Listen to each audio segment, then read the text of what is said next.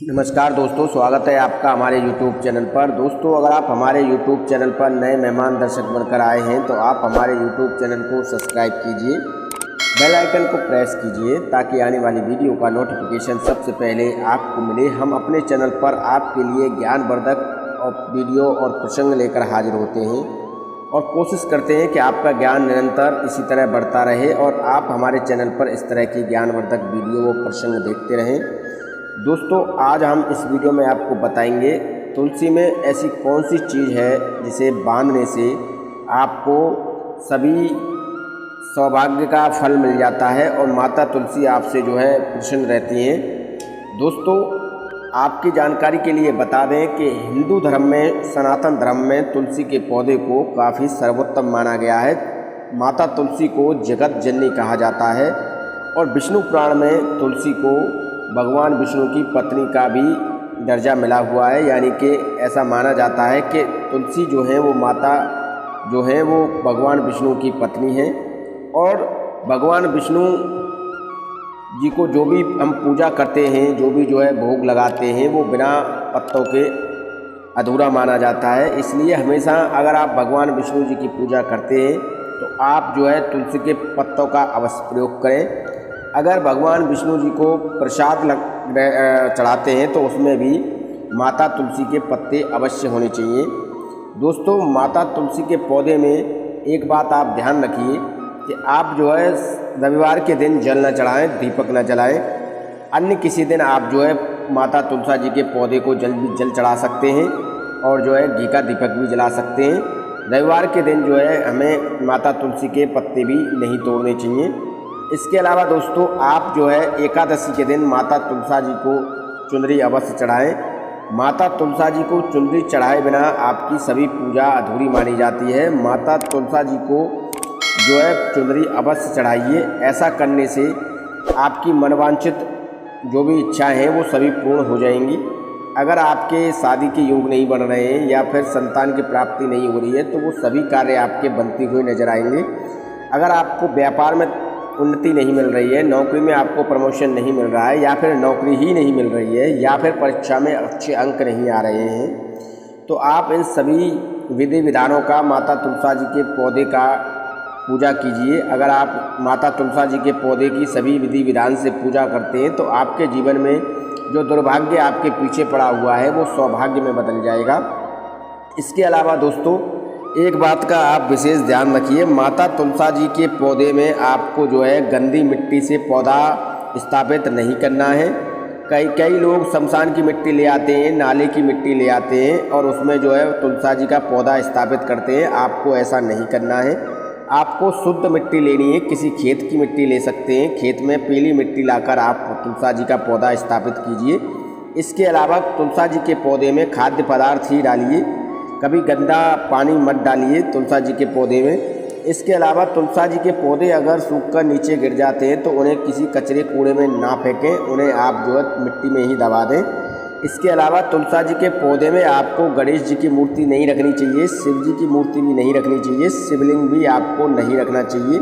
ये सभी चीज़ें वर्जित हैं। इसके अलावा दोस्तों, आप तुलसी जी के पौधे के पास नागफनी का पौधा भी न लगाएं। नागफनी का पौधा जो होता है वो कांटेदार पौधा होता है और कांटेदार पौधा जो होता है वो घर में नकारात्मक शक्तियों का प्रवास करता है।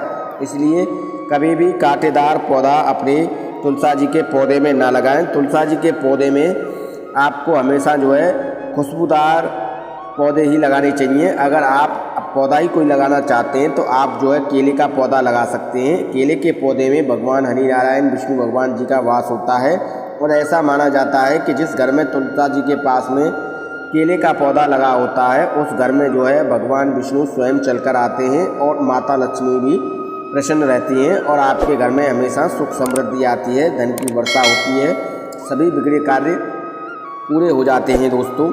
इसके अलावा दोस्तों, आपको अपने तुलसी जी के पौधे में एक शालिग्राम भगवान जी का पत्थर अवश्य रखना चाहिए। शालिग्राम भगवान जी के पत्थर में भगवान विष्णु जी का वास होता है और इसमें अल्प मात्रा में स्वर्ण भी पाया जाता है। नेपाल के उत्तर में गड़करी नदी है और उस गड़करी नदी में ये शालिग्राम का पत्थर मिलता है और एक बात का आप विशेष ध्यान रखें, शालिग्राम का जो पत्थर है वो असली होना चाहिए, तभी आपको इसकी पूजा का लाभ मिलेगा। अगर आप नकली पत्थर लेकर आते हैं तो आपको इसकी पूजा का कभी लाभ नहीं मिलेगा। तो आप इस बात को ध्यान रखिए कि शालिग्राम का जो पत्थर है वो असली होना चाहिए, वो नकली नहीं होना चाहिए।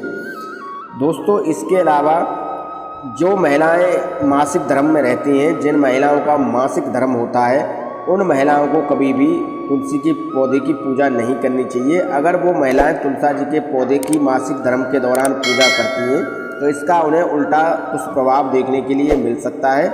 उनके जीवन में घोर संकट और परेशानियों का प्रवास हो सकता है। इसलिए कभी भी महिलाएं मासिक धर्म के दौरान तुलसी जी की पूजा गलती से भी ना करें। इसके अलावा आपको तुलसी जी का विवाह भी अवश्य कराना चाहिए। तुलसी जी के पौधे का आप जो है विवाह अवश्य कराएं।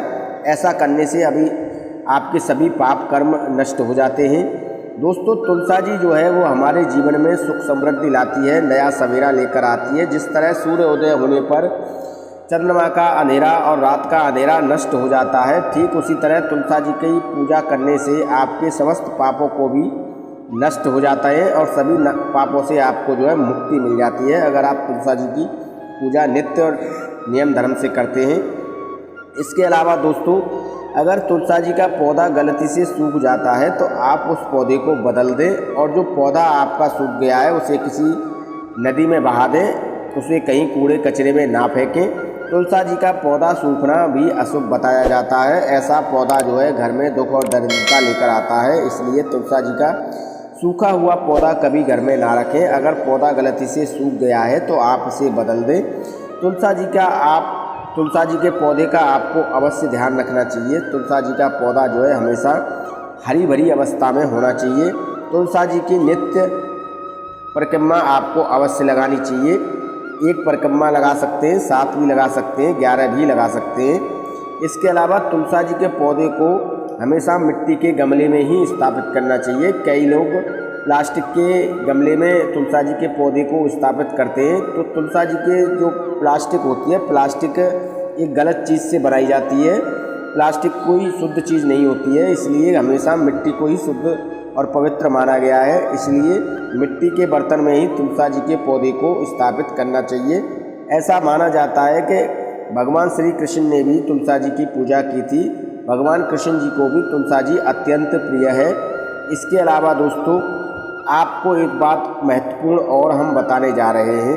वो बात ये है कि महिलाएं अक्सर बाल खोलकर तुलसी जी के पौधे की पूजा करती हैं। तो उन महिलाओं के लिए हम बताने जा रहे हैं, उन माता बहनों के लिए हम बताने जा रहे हैं कि बाल बांधकर ही हमेशा तुलसी जी के पौधे की पूजा करनी चाहिए। ऐसा करने से आपको सौभाग्यवती होने का भी आशीर्वाद माता तुलसी जी की तरफ से मिलता है। कभी भी बाल खोलकर तुलसी जी की पूजा हमें नहीं करनी चाहिए। इसलिए दोस्तों, तुलसी जी को आप हमेशा सुबह स्नान करके नित्य प्रतिदिन जल चढ़ाइए, एक घी का दीपक जलाइए।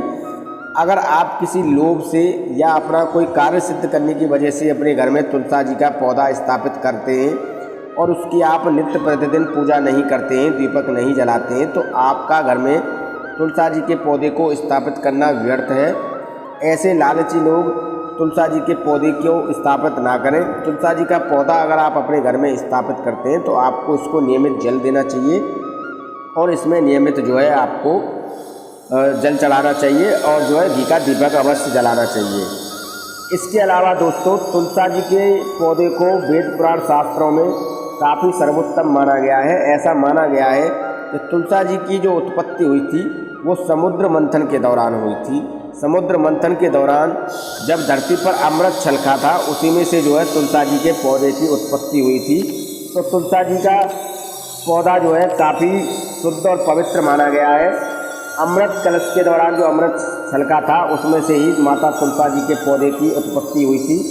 तुलसी जी के पौधे को काफ़ी सर्वोत्तम और काफ़ी संपूर्ण माना गया है। जिन घरों में तुलसी जी की पूजा होती है, जिन घरों में तुलसी जी रहती है, उन घरों में हमेशा सुख समृद्धि आती है। उस घर में कभी कोई संकट नहीं आता है। उस घर में हमेशा माता तुलसी जी की कृपा हमेशा बनी रहती है। तुलसी जी को हिंदू धर्म में काफ़ी पवित्र शुद्ध माना गया है। इसलिए आप हमेशा अपने घर में तुलसी जी का पौधा अवश्य स्थापित कीजिए। तुलसा जी का पौधा स्थापित करने से आपके सभी समस्त पापों का जो है अंत हो जाता है और आपके घर में हमेशा आपके जीवन में सुख समृद्धि आती है। भगवान हरि नारायण जी की कृपा आपको मिलती है। भगवान हरि नारायण जी आपसे हमेशा प्रसन्न रहते हैं। भगवान हरि नारायण जी आपके जीवन में, आपके घर में सुख समृद्धि लेकर आते हैं और आपके जीवन में कभी कोई संकट, कभी कोई दुख नहीं आता है। आपका जीवन हमेशा सुखमयी और आनंदमयी तरीके से व्यतीत होता है। दोस्तों, हम उम्मीद करते हैं जो जानकारी हमने आपको वीडियो में दी है वो सही है और आप इस जानकारी से ढेरों लाभ उठाएंगे। इसके अलावा दोस्तों, अगर आपको वीडियो अच्छा लगा हो तो 10 लोगों तक ज़रूर शेयर कीजिए ताकि वो भी इस तरह की वीडियो से भरपूर आनंद और भरपूर ज्ञान अर्जित कर सकें। दोस्तों, वीडियो अच्छा लगा हो तो लाइक कीजिए।